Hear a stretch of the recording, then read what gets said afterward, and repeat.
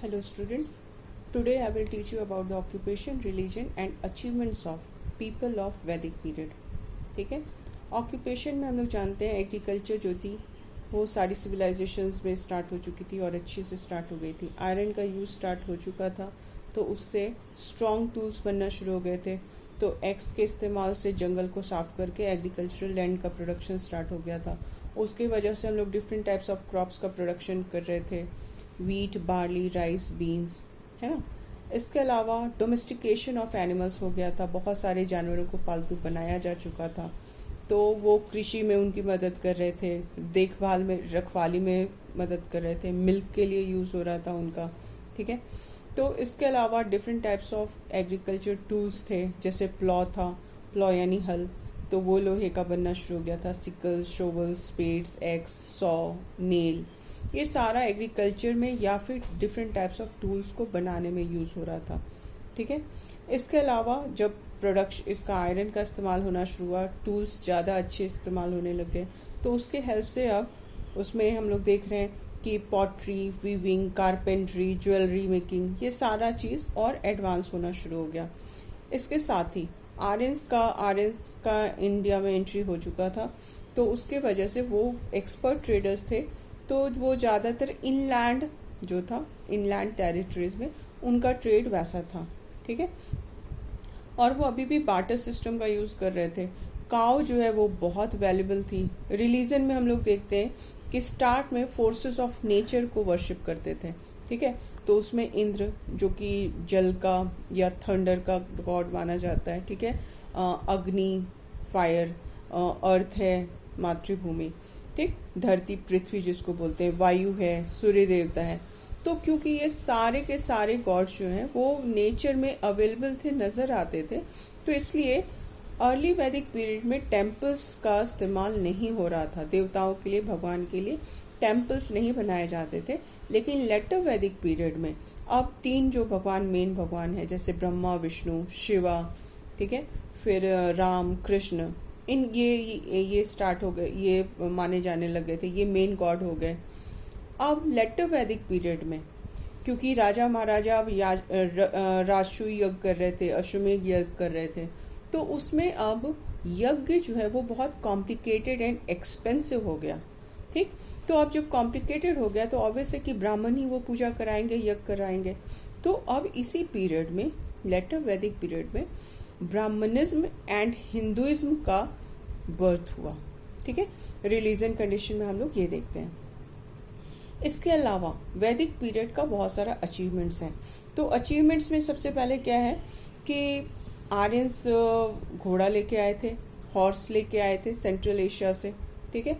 तो उसके बाद हम लोग देख रहे हैं कि वो आयरन का यूज़ भी जानते थे और उसके वजह से बहुत सारा टूल्स एंड वेपन्स यूज़ होना शुरू हो गया. न्यू टेरिटरीज को कॉन्कर, जीतना शुरू कर दिए वो लोग. ठीक है. जंगल क्लीन करके एग्रीकल्चरल लैंड शुरू हो गई. न्यू सिटीज़ एंड टाउन्स बनना शुरू हो गया. ये तो सारा अचीवमेंट्स हुआ ही हमारा.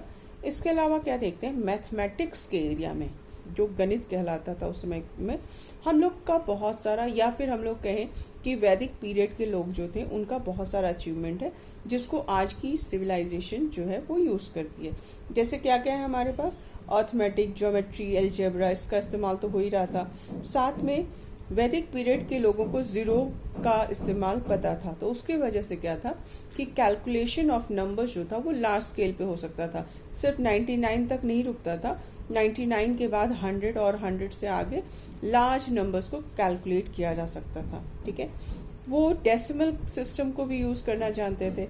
इसके अलावा cube root, square root, under root, ये सारा कुछ उनको मालूम था. इसके अलावा एस्ट्रोनॉमी, ठीक है, हेवनली बॉडीज जो है, प्लैनेट्स का जो मूवमेंट है उसकी स्टडी को भी वो बहुत अच्छे से जानते थे. और इस सब्जेक्ट एस्ट्रोनॉमी को फेवर करते थे आर्यंस, क्योंकि इसमें हेवनली बॉडीज के मूवमेंट की स्टडी होती थी. और वो अर्थ जो अपने एक्सिस पे सन के चारों तरफ मूव कर रही है उसका कैलकुलेशन, या फिर मून जो अर्थ के अराउंड जो मूव कर रहा है वो सारा कैलकुलेशन वो जानते थे. और इसके वजह से वो लूनर एक्लिप्स और सोलर एक्लिप्स, जिसको चंद्र ग्रहण एंड सूर्य ग्रहण बोलते हैं, उसका वो फोरटेल यानी पहले से उसका कैलकुलेशन करके वो बता देते थे।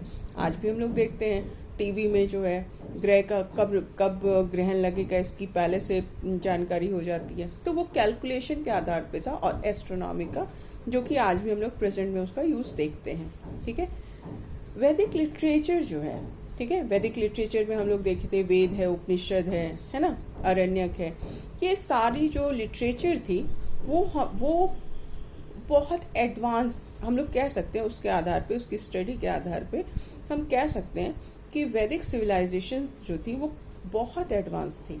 ठीक है, जैसे ये तो एडवांस थी क्योंकि बिना किसी साइंटिफिक टूल्स के, मशीन्स के, कंप्यूटर के वो एस्ट्रोनॉमिकल बॉडीज का कैलकुलेशन कर पाते थे, डिफरेंट प्लैनेट्स का वो कैलकुलेशन कर पाते थे, तो ऑब्वियसली वो एडवांस थी। इसके अलावा लोग जो थे वो happy and simple life lead करते थे, खुश थे, सिंपल लाइफ थी उनकी। ठीक है, कपड़ों में वो कॉटन, वुल, और क्योंकि टैनिंग स्टार्ट हो चुकी थी, ठीक है, टैनिंग यानी डेड एनिमल स्किन्स को क्लीन करके उसको डिफरेंट सामान में यूज़ करना, तो उस समय बॉडी कवर करने के लिए या ठंड से बचने के लिए एनिमल स्किन का भी क्लोथ यूज़ हो रहा था। ठीक, तो cotton, wool and animal skin cloth के तौर पे यूज़ हो रहे थे। इसके अलावा क्या था, ऑर्नामेंट्स, गहने, वो तो हम लोग बहुत पहले से देख रहे हैं, वो भी इस समय यूज़ हो रहे थे।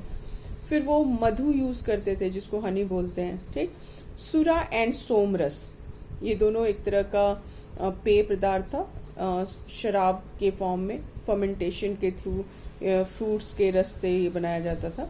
तो सुरा एंड सोमरस दोनों का इस्तेमाल होता था। इसके अलावा म्यूजिकल इंस्ट्रूमेंट्स भी वो बहुत सारे, बांसुरी का इन्वेंशन हो चुका था, ड्रम था, हार्प था। ठीक है, इसके अलावा वो इंटरटेनमेंट के लिए चैरियट रेसिंग यानी रथ दौड़, तो रथ में क्या क्या वो जोतते थे, बैल, गाय, हॉर्स, है ना, तो चैरियट रेसिंग भी थी एंड डांसिंग। तो ये सारा उनका डिफरेंट फॉर्म था जिसमें वो एंटरटेनमेंट अपने लिए करते थे। ओके।